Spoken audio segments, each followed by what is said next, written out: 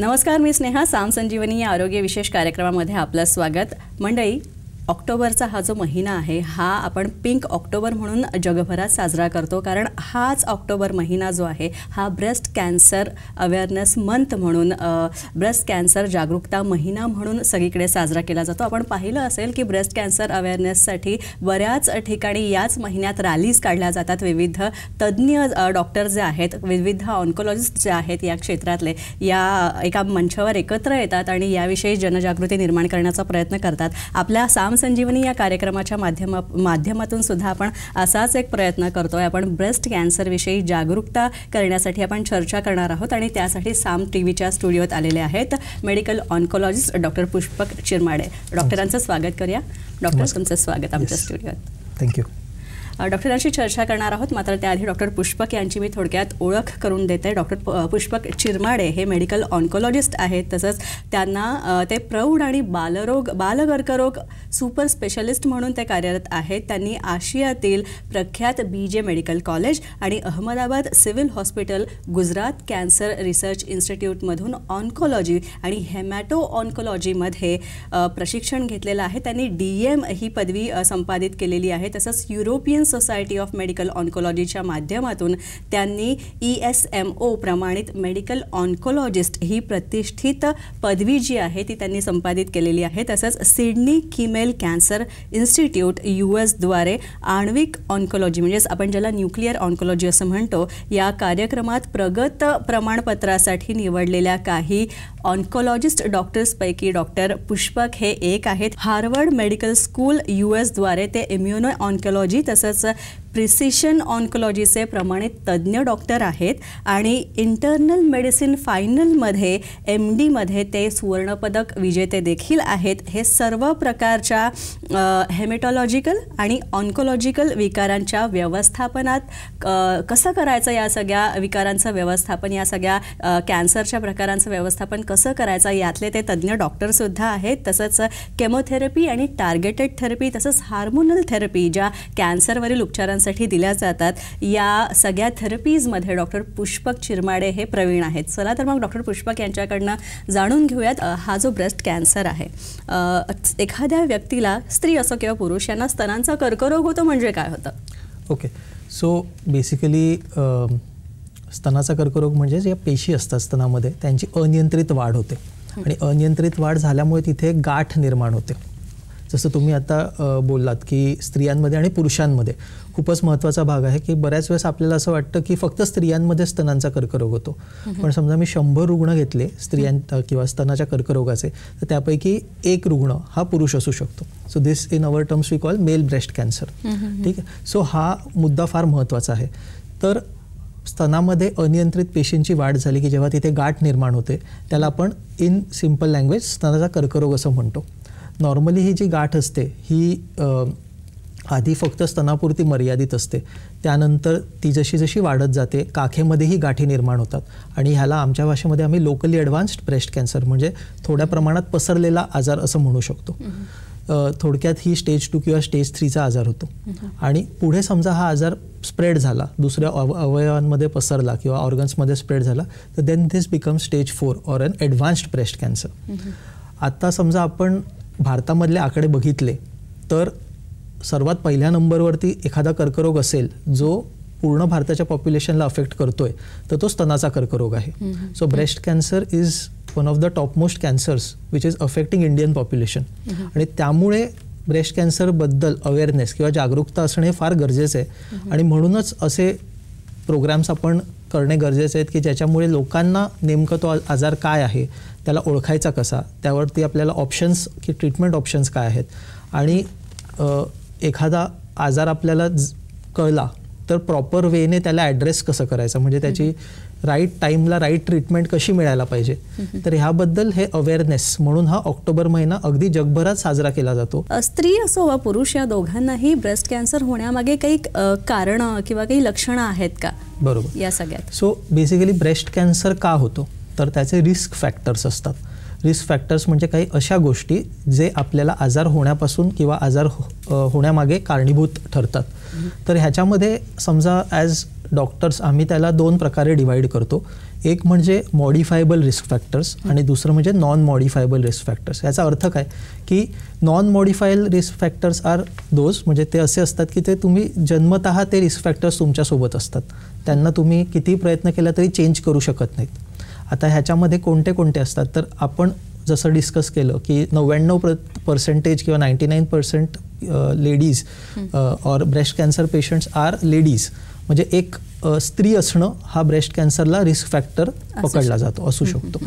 दुसरं genetic breast cancers असतात की समजा 5% पेशंट्सला अनुवंशिक ब्रेस्ट कॅन्सर असतो, म्हणजे त्यांच्या आईला होता, आजीला होता, मावशीला होता.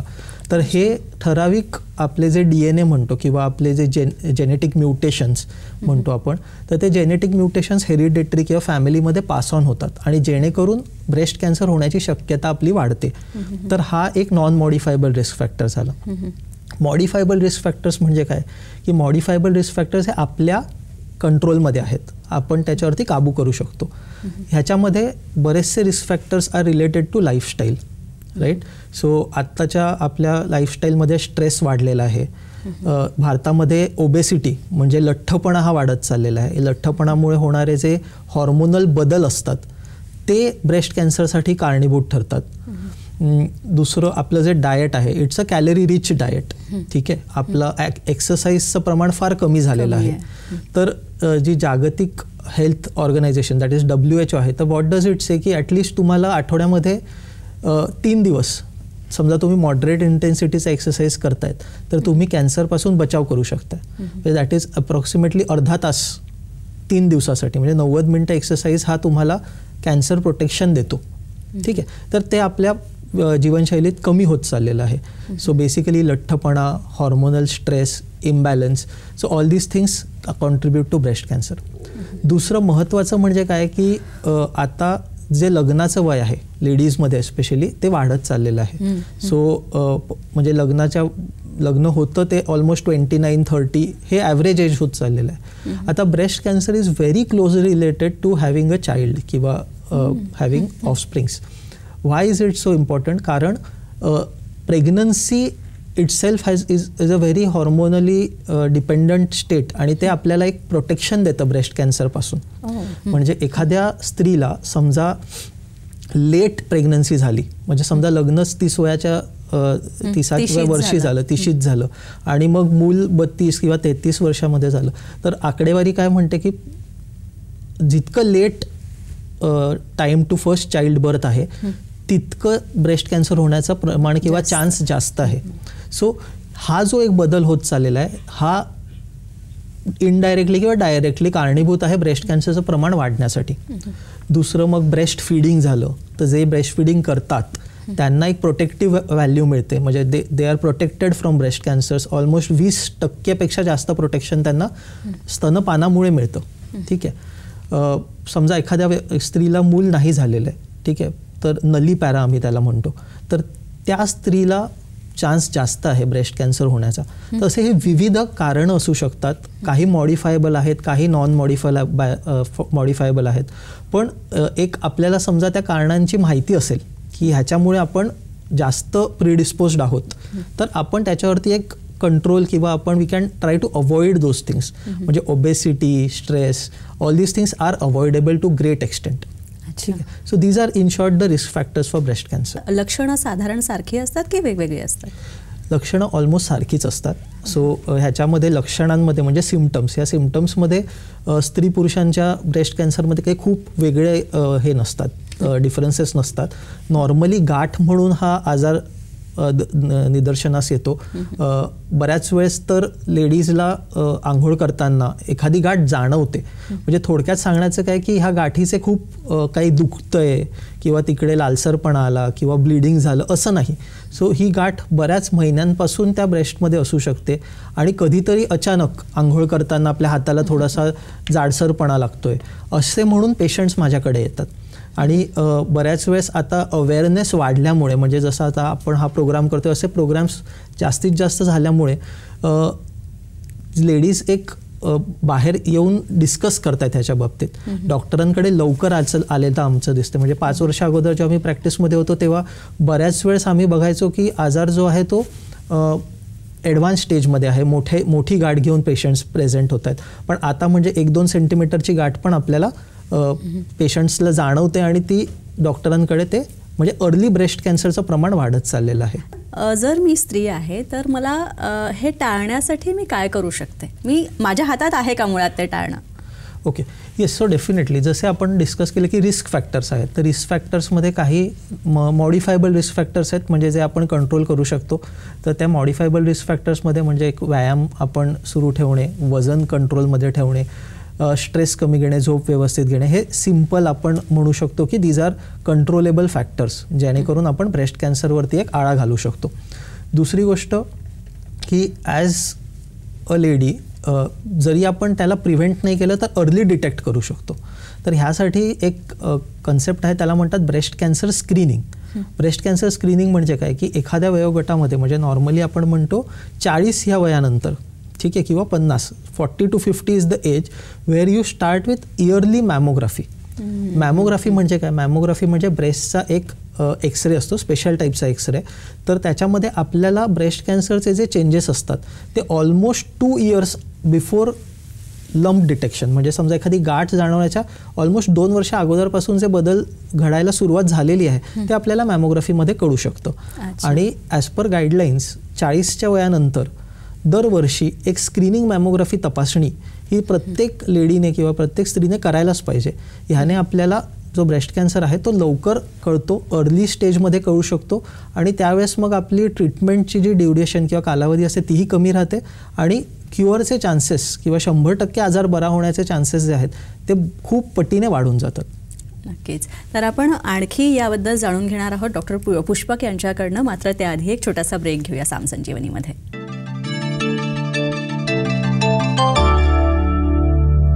ब्रेकनंतर साम संजीवनीमध्ये पुन्हा एकदा आपलं स्वागत. स्तनांच्या कर्करोगाविषयी जागरूकता निर्माण करण्यासाठी आम्ही हा विशेष कार्यक्रम करतात आणि डॉक्टर पुष्पक चिरमाडे जे मेडिकल ऑन्कोलॉजिस्ट आहेत ते आपल्यासोबत आहेत. डॉक्टर, ब्रेकनंतर पुन्हा एकदा आपलं स्वागत. डॉक्टर, आपण मेमोग्राफीबद्दल तुम्ही मगाशी उल्लेख केला, तर मेमोग्राफी म्हणजे काय आणि ही मेमोग्राफी तितकी वेदनादायक असते का?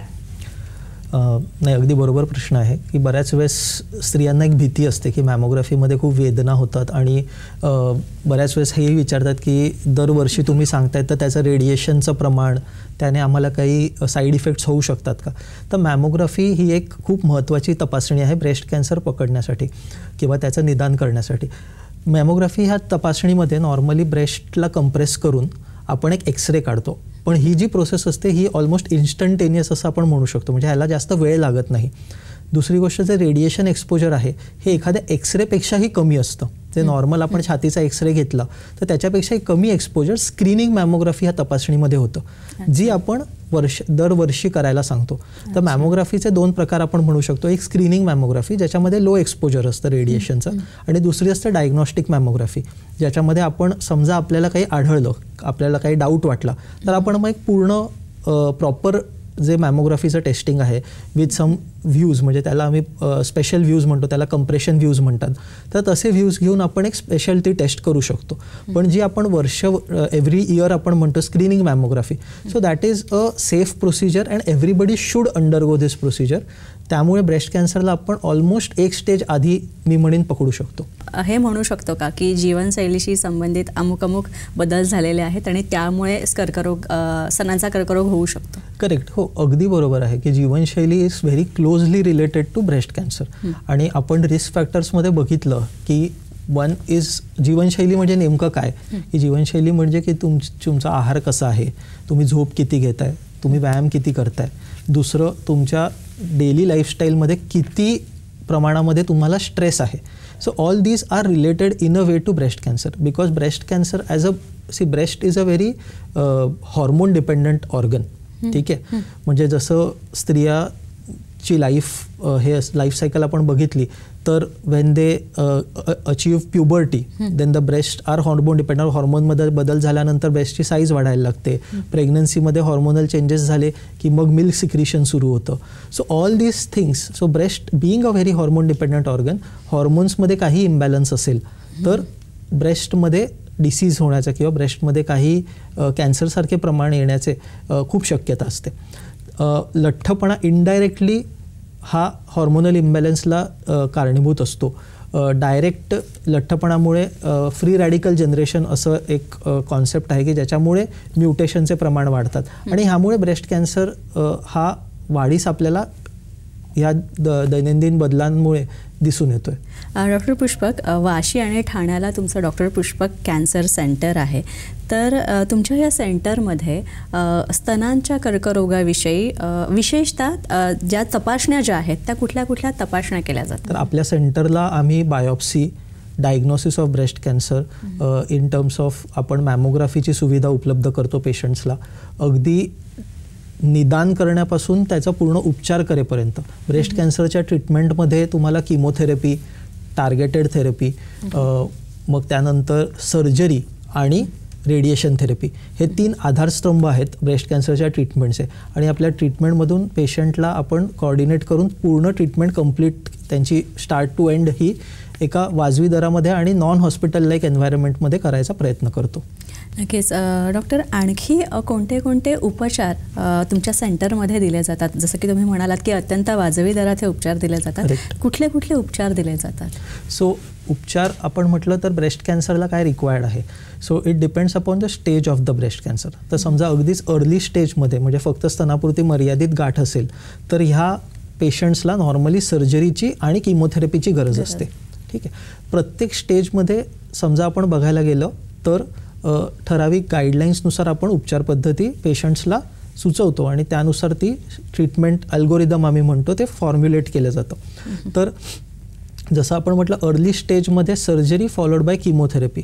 त्यानंतर समजा ब्रेस्ट कॅन्सरचे आपण आता सब टाईप्स बघायला गेलो तर त्याचे विविध प्रकार असतात की हॉर्मोन पॉझिटिव्ह ब्रेस्ट कॅन्सर आहे का HER2 receptor positive breast cancer आहे. ह्यानुसार त्यांची ॲडिशनल ट्रीटमेंट आपण देऊ शकतो in form of targeted therapy और हॉर्मोनल थेरपी. तर नॉर्मली आपल्याला माहिती असतं की फक्त सर्जरी केली तर ब्रेस्ट कॅन्सर म्हणजे फक्त सर्जरी करून पुढे किमोथेरपी ही घ्यावी लागते ब्रेस्ट कॅन्सर रुग्णांना. ही घेणे का गरजेचं आहे? कारण समजा सर्जरीवर आपण थांबलो तर नॉर्मली बघितलं तर 40 ते 50% पेशंट्समध्ये आजार परत येण्याची खूप शक्यता असते. To prevent recurrences additional treatment is required and that treatment is in the form of chemotherapy, targeted therapy और रेडिएशन थेरपी. जर आपण ब्रेस्ट रिमूव्ह केलं तर पुन्हा तिथे कॅन्सर होण्याची शक्यता असते का? सर्जिकल पद्धती एवढ्या प्रगत होत चाललेल्या आहेत की जेणेकरून पूर्ण ब्रेस्ट काढण्याची गरज नाही. तर त्याला म्हणतो आम्ही ब्रेस्ट कन्झर्वेशन सर्जरी. म्हणजे एखाद्या स्त्रीला समजा गाठ आहे 4 सेंटीमीटरची आणि ती आपण डायरेक्ट समजा ऑपरेशन करून तिथे मोठा खड्डा किंवा पूर्ण ब्रेस्ट काढण्याची गरज पडत असेल तर आपण किमोथेरपी किंवा टार्गेटेड थेरपीचा आधी उपचार करून ती गाठ छोटी केली जाते आणि मग नंतर जेव्हा ती छोटी होते तेव्हा आपण ऑपरेशन करून ती काढतो. ह्याला आमच्या भाषेत आम्ही म्हणतो न्यू ॲडज्युव्हंट किमोथेरपी. म्हणजे सर्जरीच्या आधी दिलेली किमोथेरपी जेणेकरून तुमची जी गाठ आहे ती छोटी होते आणि मग सर्जरी करण्यास आपल्याला जास्त तिकडे टिश्यू किंवा तिथे जे काही कॉस्मेटिक आपण म्हणतो cosmetically good surgery we can do. तर मेन ती जी एक संकल्पना आहे की पूर्ण ब्रेस्ट काढायला पाहिजे ज्याच्याने एक दडपण येतं स्त्रियांवरती.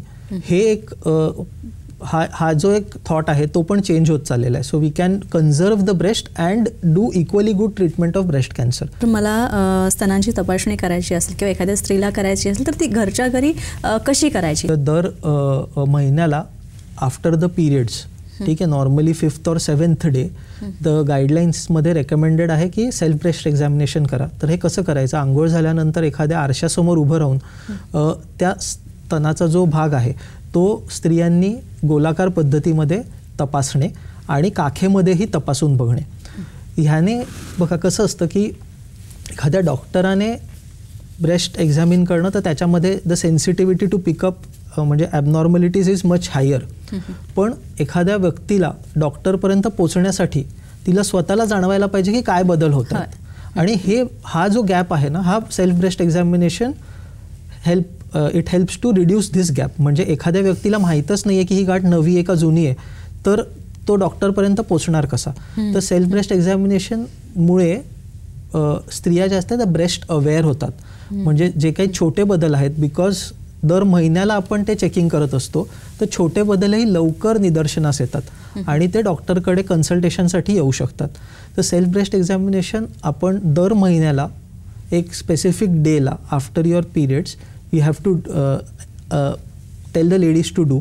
आजकाल खूप सारे व्हिडिओज आहेत सेल्फ ब्रेस्ट एक्झामिनेशनचे, ते व्हिडिओज बघून आपण ते करू शकतो. आणि समजा आपल्याला थोडाही डाऊट वाटला की एखादी ही गाठ आहे किंवा थोडा जाडसरपणा वाटतोय त्वचेमध्ये किंवा लालसर झालेली आहे किंवा निप्पलमधनं काही डिस्चार्ज होतोय, मे बी रक्तस्राव होतोय किंवा काही फ्लुइड निघतंय, तर all these are very high risk situations where a doctor or an oncologist should be consulted. स्तनांचा कर्करोग एखादी स्त्री टाळू शकते का आणि हा रोग बरा होऊ शकतो का? कम्प्लिटली हा टाळता नाही येणार, पण लवकर निदान आपण त्याचं करू शकतो इन अर्ली स्टेजेस. ठीक आहे. आणि त्याच्याच पद्धती म्हणजे early mammography of a particular age, म्हणजे 40व्या वर्षानंतर दरवर्षी मॅमोग्राफी करणे, सेल्फ ब्रेस्ट एक्झामिनेशन करणे. सेल्फ ब्रेस्ट एक्झामिनेशनमध्ये समजा तुम्हाला थोडाही डाऊट वाटला तर इमिजिएटली एखाद्या गायनॅक किंवा ऑन्कोलॉजिस्टला कन्सल्ट करणे. आणि दुसरं तुम्ही म्हणाला ब्रेस्ट कॅन्सर हा आजार बरा होऊ शकतो का, तर जितके कॅन्सर आहेत त्यातला सर्वात बरा होण्यासारखा आजार असेल तर ब्रेस्ट कॅन्सर आहे. त्यामुळे स्त्रियांनी भिण्याची गरज नाही. Don't be afraid of breast cancer. ठीक आहे. बऱ्याच वेळेस एक सोशल स्टिग्मा असतो की हाय ब्रेस्ट कॅन्सर किंवा ब्रेस्टमध्ये गाठ आली तर कोणाला विचारायचं. तर नॉर्मली बरेचसे पेशंट्स असतात ते म्हणतात की मी बाजूच्या घरात जे राहत होते त्यांना विचारलं, मग त्यांनी आम्हाला सांगितलं की तुम्ही इकडे जाऊन विचारा. मुळात ऑन्कोलॉजिस्टला भेटणं गरजेचं आहे. तुम्हाला एक प्रॉपर डायरेक्शन मिळाली तर early detection leads to early cure. ही जी कन्सेप्ट आहे ना, ही आपल्याला सगळ्या स्त्रियांना कन्व्हिन्स करायचं आहे आणि स्त्रियांसोबत त्यांच्या फॅमिलीलाही कन्व्हिन्स करायचं. कारण बऱ्याच वेळेस स्त्रिया हजबंडलाही सांगत नाही की गाठ आलेली आहे, कारण एक दडपण असतं की काय टेस्ट होणार, किती खर्च होणार. पण हे सगळं जरा बाजूला ठेवून आपल्याला आपल्या हेल्थला प्रायोरिटी देणे, हे मला वाटतं आपण ह्या महिन्यामध्ये स्त्रियांपर्यंत पोहोचवलं तरी खूप आपल्याला एक फायद्याचं राहील. नक्की सर, तुम्हाला सुद्धा कॅन्सरशी संबंधित आधुनिक उपचार घ्यायचे असतील किंवा तुमच्या कॅन्सरशी संबंधित काही शंका कुशंका असेल तर तुम्ही डॉक्टर पुष्पक चिरमाडे यांच्या डॉक्टर पुष्पक चिरमाडे कॅन्सर सेंटरला, जे वाशी आणि ठाणे इथे आहे, इथे तुम्ही जाऊ शकता. या सेंटरचे नंबर्स आम्ही तुम्हाला दिलेले आहेत स्क्रीनवर, ते तुम्ही तुमच्या डायरीत नोंद करून घ्या. वेबसाईटसुद्धा दिलेली आहेत, तीसुद्धा तुम्ही तुमच्या डायरीत लिहून घ्या आणि अशा प्रकारे तुम्ही या नंबर्सवर संपर्क साधून डॉक्टर पुष्पक यांची अपॉइंटमेंट घेऊन त्यांना भेटू शकता, त्यांचं मार्गदर्शन घेऊ शकता, त्यांच्याकडनं उपचार घेऊ शकता. डॉक्टर पुष्पक, तुम्ही इथे आलात त्यासाठी खूप खूप आभार. थँक्यू. यानंतर आपण इथेच थांबतो. पुन्हा भेटूया साम संजीवनीमध्ये नवीन तज्ज्ञांसह आणि नवीन विषयांसह. तोपर्यंत नमस्कार.